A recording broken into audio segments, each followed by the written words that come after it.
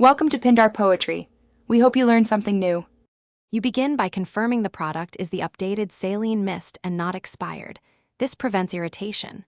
Once confirmed, remove the cap and shake the bottle gently to mix. Hold it upright, tilt your head slightly forward, and insert the spray tip into one nostril while sealing the other with a finger. Then press firmly once to deliver a steady mist. You'll feel immediate moisture.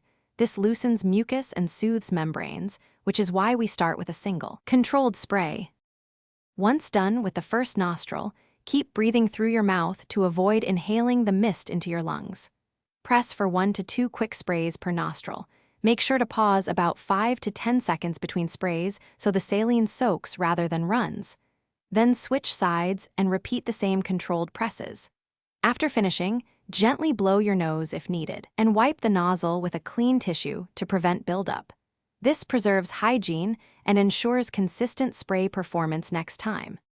To finish, replace the cap tightly and store the bottle at room temperature away from direct sunlight. That keeps the solution stable. If you experience burning or persistent irritation, stop using it and rinse your nose with clean water. Then consult a provider if symptoms continue.